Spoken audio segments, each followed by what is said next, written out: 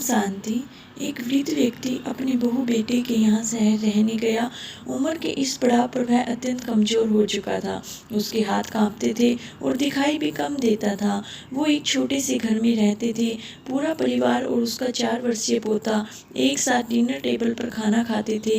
लेकिन वृद्ध होने के कारण उस व्यक्ति को खाने में बड़ी दिक्कत होती थी। कभी मटर के दाने उसकी चम्मच से निकल करके फर्श पे बिखर जाते, तो कभी हाथ से दूध छलक कर मेजपोश पर गिर जाता। बहू बेटे 1-2 दिन से ये सब सहन करते रहे, पर अब उन्हें अपने पिता की इस काम से चिढ़ होने लगी। हमें इनका कुछ करना पड़ेगा, लड़के ने कहा। बहू ने भी हाँ में हाँ मिलाई और बोली, आखिर कब तक हम इनकी वजह से अपने खाने का मजा किरकिरा करते रहेंगे, और हम इस तरह चीज़ों का नुकसान होते हुए नहीं देख सकते। अगले दिन जब खाने का वक्त हुआ तो बेटे ने एक पुरानी मेज को कमरे के कोने में लगा दिया और बूढ़े पिता को वहीं बैठकर भोजन करना था।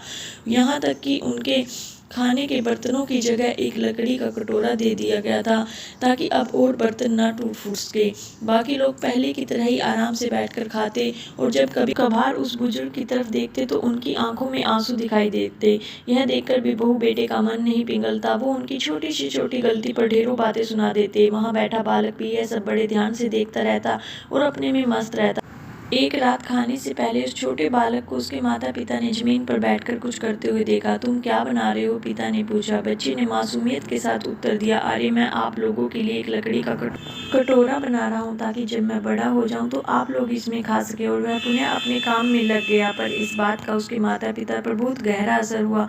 उनके मुंह से एक शब्द भी नहीं निकला और आंसू बहने लगे। वो दोनों अब समझ चुके थे कि उन्हें क्या करना है। उस रात वो अपने बूढ़े पिता को वापस डिनर टेबल पर ले आए और फिर कभी उनके साथ अभद्र व्यवहार नहीं किया। दोस्तों, हम अक्सर अपने बच्चों को नैतिक शिक्षा या मॉरल वैल्यू देने की बात करते हैं, पर हम ये भूल जाते हैं कि असल शिक्षा शब्दों में नहीं, हमारे कर्म में छिपी होती है। अगर हम बच्चों को बस ये उपदेश देते रहें कि बड़ों का आदर करो, सबका सम्मान करो, और खुद इसके उल्ट व्यवहार करें, तो बच्चा भी ऐसा ही करना सीखता है।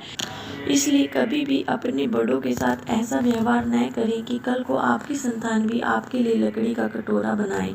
ओम शांति।